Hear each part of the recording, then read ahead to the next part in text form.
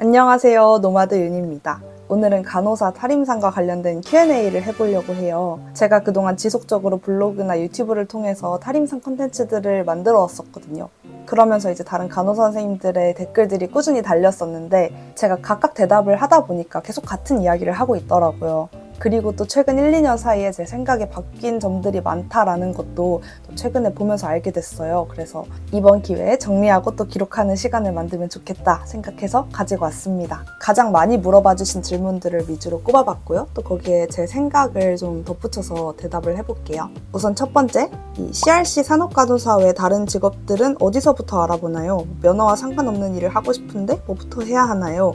이런 질문들을 굉장히 많이 받았어요. 그런데 저조차도 한 2년 전까지만 해도 어떻게 대답을 했냐면 사람인 잡코리아 원티드 같은 구인구직 사이트에다가 어떤 키워드들을 검색해서 확인해보세요 이렇게 얘기했거든요. 간호사 당연히 있을 거고 의료, 헬스케어 뭐 이런 키워드들을 검색하면은 되게 의외로 간호 직군을 필요로 하는 혹은 간호사 면허가 있으면 가산점이 붙는 그런 채용 공고들이 많이 올라오거든요. 그러니까 그때까지만 해도 저 역시 이 의료라는 그 좁은 범위 안에서 보고 있었던 거죠.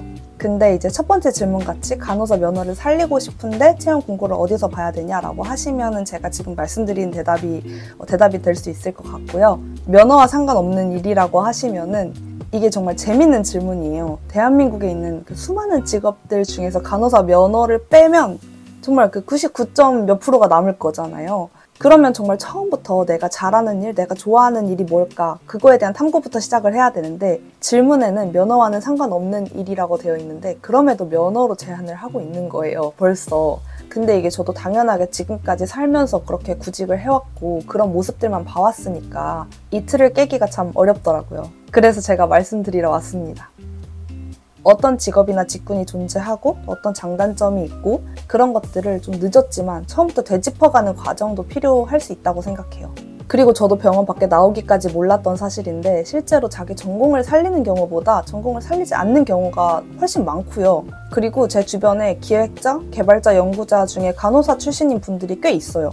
물론 제가 헬스케어 바이오 산업 쪽에 계속 있다 보니까 아무래도 간호사 출신 분들이 이직을 해도 좀 이해하기 편한 그쪽으로 오시기 때문에 그럴 수 있는 것 같긴 하지만 그렇습니다. 그리고 사무직 어떻게 하나요? 이것도 같은 맥락의 질문이 될 것 같고 연봉, 복지 조건, 업무 강도 알려주세요. 이것도 아마 면허를 가지고 간다는 전제 하에 해주신 질문 같아요. 근데 제가 저의 연봉 관련한 영상은 이미 올렸었거든요. 근데 오늘 내렸어요. 사실 그때까지는 얼굴을 노출하지 않고 영상을 찍다 보니까 일단 그냥 올려보자 이렇게 했던 거였는데 조회수가 점점 많아지다 보니까 덜컥 겁이 나더라고요. 그래서 내렸습니다. 죄송합니다. 그냥 말로 할게요.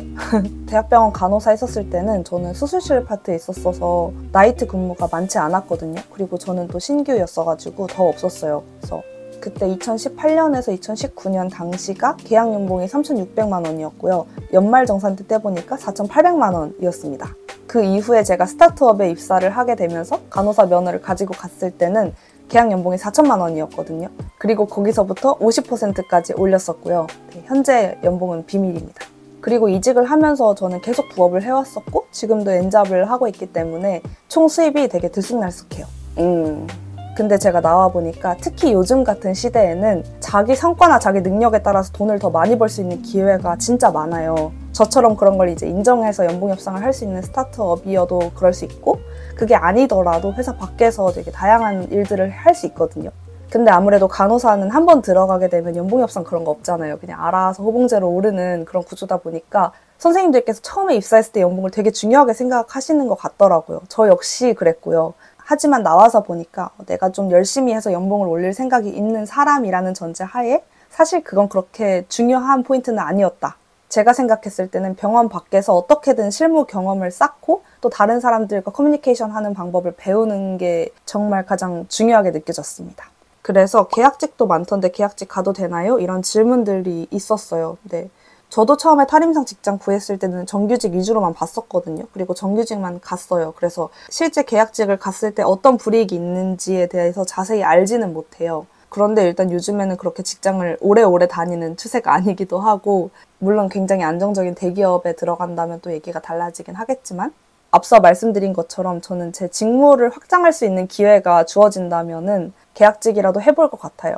네, 그거를 내가 단지 그냥 병원 밖에서 돈을 버는 1년 이렇게 생각하시면 되게 아까운 시간이 될 거고, 병원 밖에서 자리를 잡기 위해서 다양한 경험을 하고 또 소석을 다지는 1년이라고 생각하신다면 저는 굳이 안 할 이유는 없다, 또 이렇게 생각하는 편입니다. 이건 제 개인적인 생각이고요. 퇴사 시그널 관련된 질문들도 많았는데 제가 이거는 글 하나에 따로 정리를 해뒀어요. 저 같은 경우는 건강이 일단 안 좋아졌었고, 제가 그 임상 환경에 적응을 하기 위해서 필요한 노력들이 되게 많다고 생각을 했고, 또 그렇게 적응을 했을 때도 제가 원하는 삶은 아니었다. 그리고 저는 되게 해보고 싶은 것들이 많은 사람이었어가지고, 네, 이렇게 다양한 것들이 복합적으로 적용을 해서 퇴사를 했는데, 퇴사 시그널 관련된 글 링크는 제가 아래다가 고정 댓글로 달아두겠습니다. 그래도 제가 한 2, 3년간 대학병원 퇴사 관련된 콘텐츠들을 만들어서 그런지 댓글들을 이렇게 찾아보다 보니까 100개가 넘게 달려 있더라고요. 그런데 오늘 한 이야기에 대한 것들이 한 7, 80% 이상을 차지했어요. 그래서 앞으로도 누군가 똑같은 질문을 하게 된다면 저는 이 영상 링크를 보낼 겁니다. 또 여기서 제가 질문들을 받으면서 느꼈던 점들이 두 가지가 있는데, 일단 첫 번째는 저 스스로가 병원에 좀 피해의식이 있었구나라는 거를 느꼈어요. 저만 있을 때는 몰랐거든요. 근데 제가 직접 글을 쓰고 또 영상을 만들고 하다 보니까 이 병원이라는 환경에서 일했던 기억이 저한테 뭐 좋은 기억들도 있었지만 안 좋은 기억들도 공존을 하다 보니 자꾸 뭔가 피해자인 것처럼 제가 말을 하고 있더라고요. 이게 나온 지 한 2년까지도 그랬어요. 네, 이제는 조금 더 객관적으로 바라봐지게 되고, 지금 또 아예 면허랑 관련 없는 일을 하다 보니까 뭐랄까, 이 마음속 깊이 이렇게 응어리져 있던 것이 많이 풀어졌어요.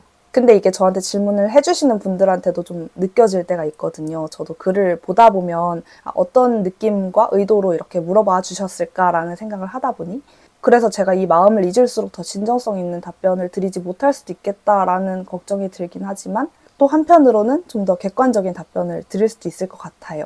그리고 의외로 공격적인 질문들이 많았어요.